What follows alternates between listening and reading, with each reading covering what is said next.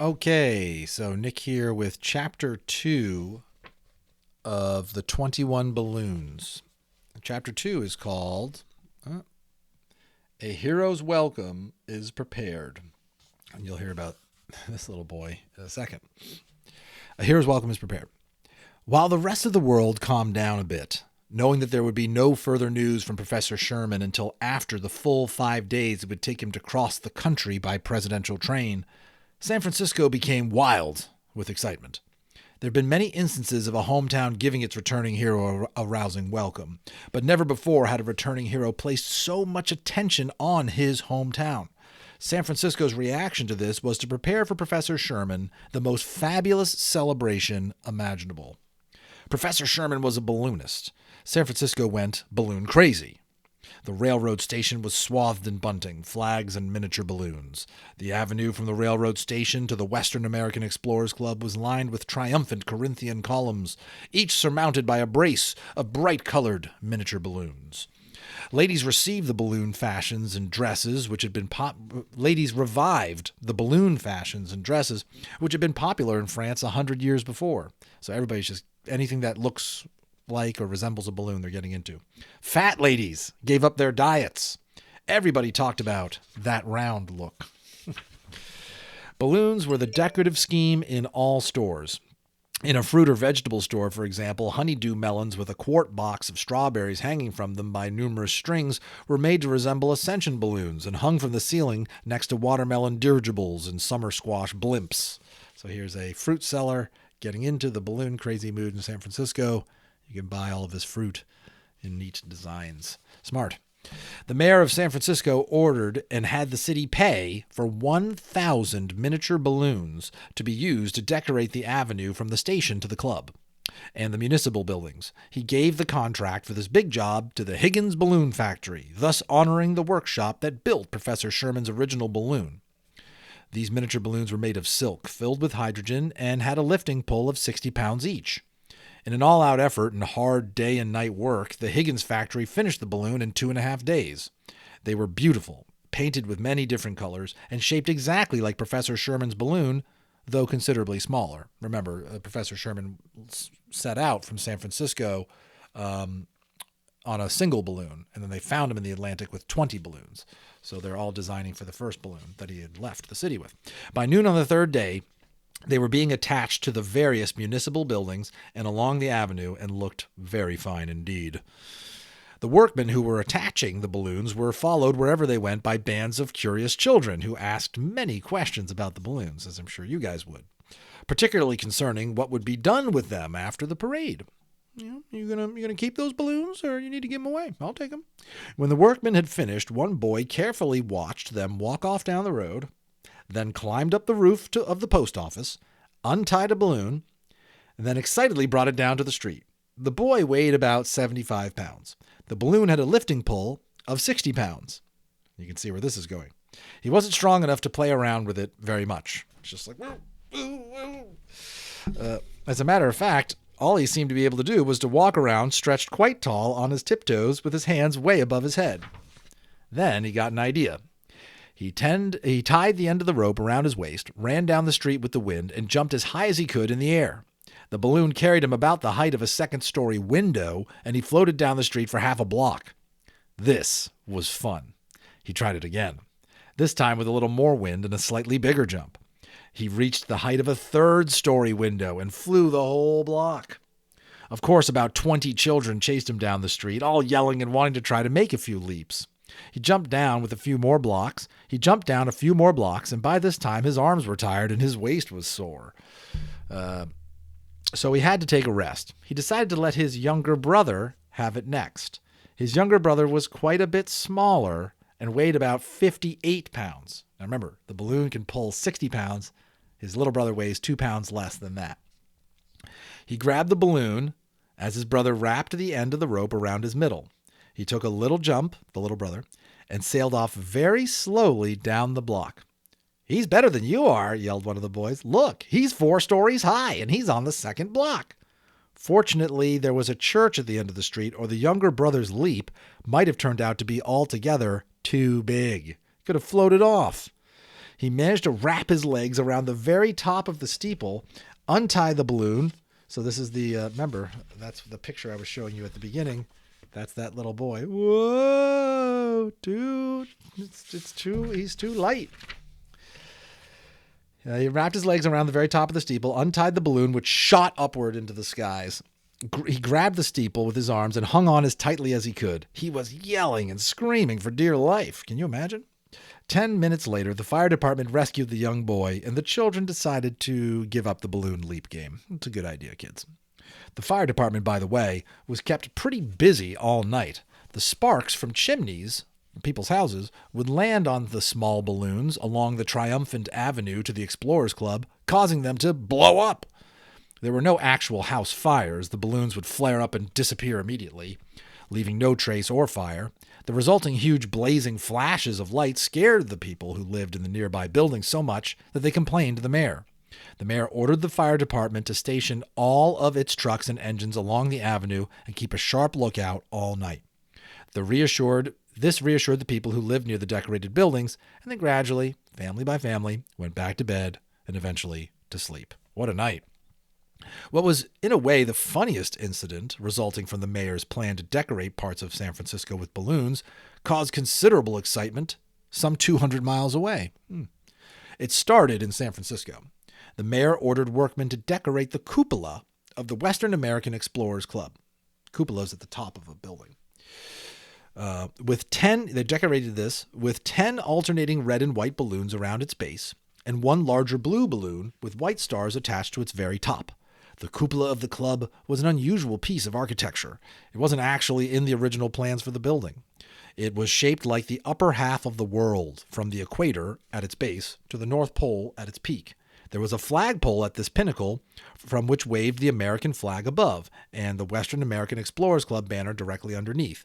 Maps of North America, Europe, maps of everything north of the equator were painted with care in gold and blue paint on the cupola. This unusual cupola, made of wood, had been finally and firmly attached to the building 23 years after the building was completed. It was added with reverence and ceremony, and it symbolized the club's greatest ambition to furnish the first expedition to plant the American flag on the heretofore unexplored North Pole.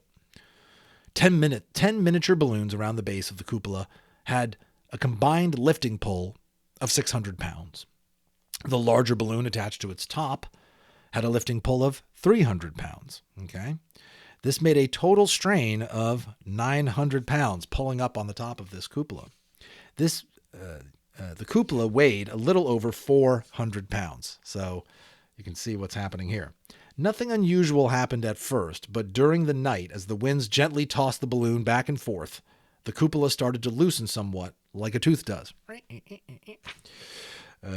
As the night wore on, it became looser and looser. These balloons are just swaying and pulling. Well, they want to yank it up. At 1:29 o'clock in the morning, it gently rose from its perch of the Explorers Club, and dropping bits of plaster and spikes and rivets flew off eastward over the city. It gained altitude and crossed mountain tops without incident. It started losing altitude only having had a nice flight of 4.5 hours. Can you imagine that? Just these balloons and the top of this top tower of this half globe, painted globe, floating over a mountain, floating away from the city. And so after 4.5 hours, it landed silently and gracefully in a peaceful little Indian reservation, which was situated in a snug valley between two huge mountains. As dawn came up and daylight began to appear in this valley, the Indians arose, walked out of their tents, and beating their chests, took a deep breath of fresh air. But what was this? Right in the middle of the reservation, lined up with the other tents, was what appeared to be a small planet, sunk in the ground and surrounded by smaller planets. Now, what do you suppose the Indians did? Did they back away, trembling in fear? No. Did they shriek with fright? No. Did they beat up the medicine man? No. They gave the cupola an appraising look, and here it is.